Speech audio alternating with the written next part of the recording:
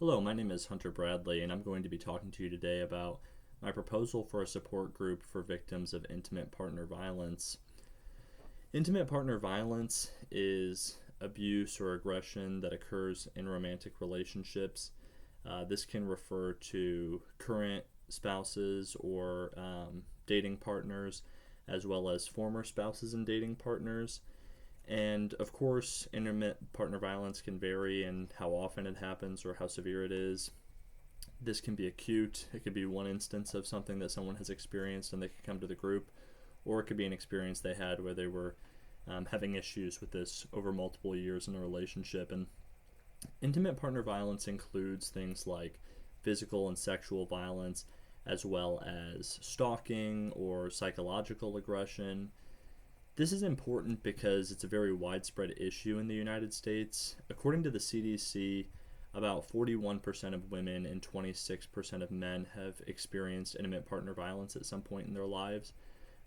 Over 61 million women and 53 million men have experienced psychological aggression, and tens of millions of these people have experienced this as children or minors in intimate relationships. Survivors of intimate partner violence can experience a variety of problems, including mental health issues such as depression or post traumatic stress disorder, and so they are at a higher risk for engaging in behaviors as a consequence of that could be harmful to them. This includes things like smoking or binge drinking, risky sexual activity, and this has a cost on our society as a whole. The lifetime economic cost of IPV when it comes to medical services, injuries, criminal justice costs, as well as lost productivity from paid work is $3.6 trillion in the United States. For individuals, for women, this includes or comes out to be over $100,000 over the course of their life, and for men, it's about $25,000, and that's according to the American Journal of Preventive Medicine. So, this group would be a support group, like I mentioned, and that means that it's going to have benefits for people who are suffering from intimate partner violence that include things like making an impact on how they're going to recover from this trauma. And we want to do that by providing a safe place for healing, something that promotes community, that can promote Yalom's therapeutic factors, for example, which we can't get into right now fully, but some of these include things like universality, hope, imparting of information, and altruism. So that may mean things like sharing coping strategies with each other, seeing that there are people who have been through the same things that are in better places now, or even being empowered and finding self value yourself from helping other people and giving them information that will help them. Another thing that we want to do in this group is increase recognition of abusive patterns in these relationships. What do behaviors of manipulation look like in a relationship? What does it look like when someone is trying to control you in a way that's not appropriate? And how do we escape these situations and use safety planning? Safety planning can include things like coping mechanisms, like we said, or other resources like legal resources, shelters, hotlines, those kind of things. These things will all empower victims of intimate partner violence and help them to better their circumstances, rebuild that confidence and self-worth. It also provides a sense of emotional support and validation. Oftentimes, victims of this kind of violence aren't comfortable sharing these intimate details with loved ones. They may be fearful of being judged. Sharing these details could include repercussions such as law enforcement being brought into the situation, and people aren't always ready for such a huge shift in their lives at the time. They may still be in a relationship where some of these factors are coming into play, and if they share these things with their parents, for example, or their siblings, it may mean an upending of their life that they're not ready for yet. So there are some practical considerations, of course, when it comes to running a group like this. You know, we have to consider what the size of the group is going to be. For me, the ideal space is about 8 to 10, but it can range from 6 to 12 really for an appropriate group size. I like 8 to 10 because it gives a little bit of a buffer on both ends. When you have less than 6 or 8 people in a group, you could run into issues if you have people who can't live up to the commitment of being in the group for the length of time that it's going to be. This group is going to be 6 months long. If somebody has to step out before that's over, all of a sudden we're below the target group number that we want. People are going to be late, people are going to be absent at times. It's not ideal. But when this happens, that'll also reduce the size of the group for individual sessions. Being above the 6 number gives us a little bit of a cushion for that. More than 12, or in my opinion 10, members of a group can start to reduce the amount of time that people are having to share and have a therapeutic experience for themselves. And it also makes it harder for individuals to connect with each other in a way where they feel close. Everybody feels like they're really getting to know each other's story and they can relate to each other.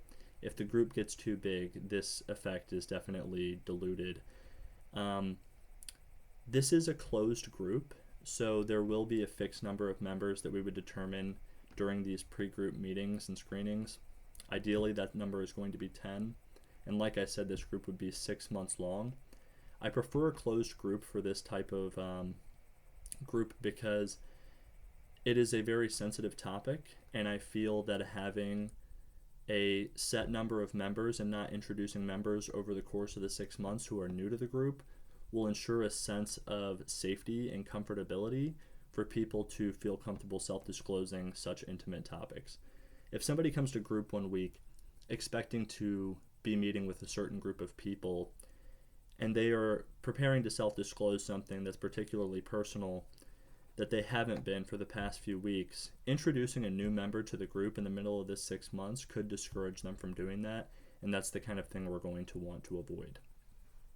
This group would be on Tuesdays, and it would be from 6 p.m. to 7:30 p.m. This would be at Crosspoint Community Church in room 4. So it's an hour-and-a-half long group. And while we're talking about the setting, one thing that's important to me is that we have a very consistent and comfortable setting for our members. This means setting up group in a circle. One reason that we do this is because it puts everyone on equal footing with each other.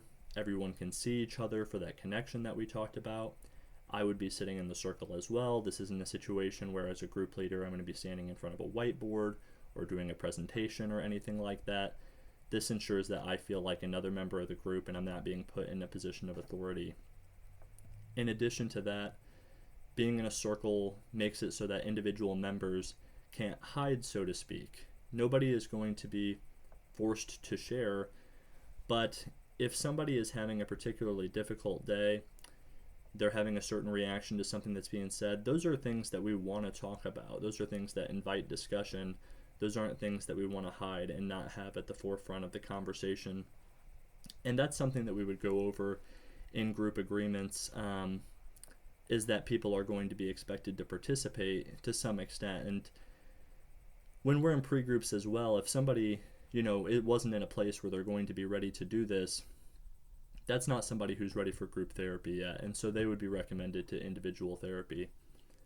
What these pre-group meetings would look like is bringing people in, explaining to them what our group agreements would be.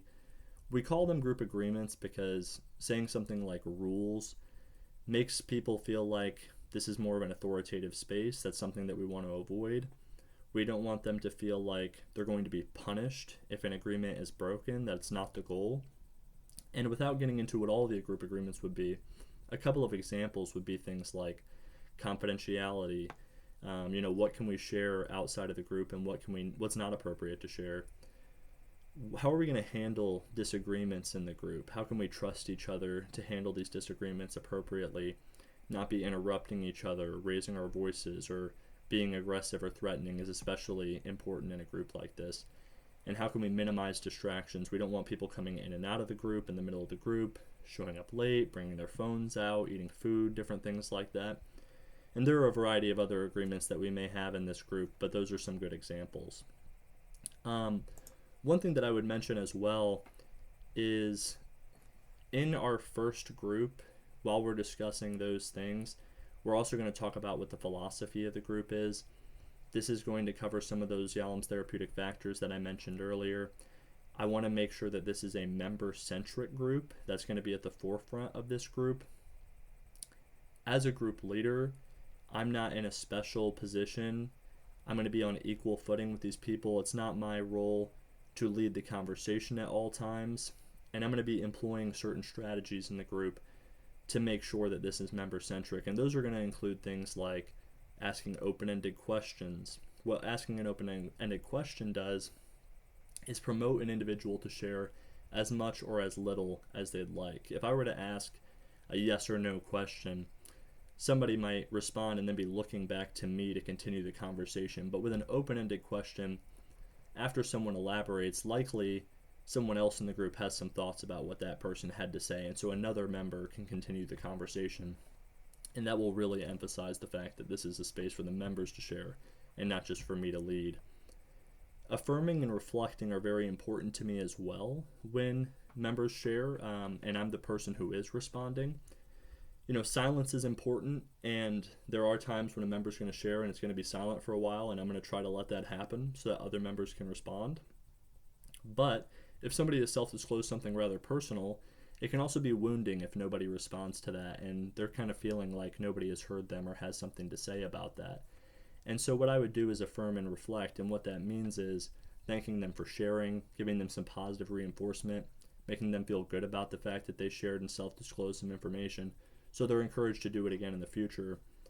And reflecting would mean, repeating to them in what I'm saying what they have said to me, showing that I've been actively listening to what they've said and asking them how they feel about the things they said can really reinforce again their desire to share in the future.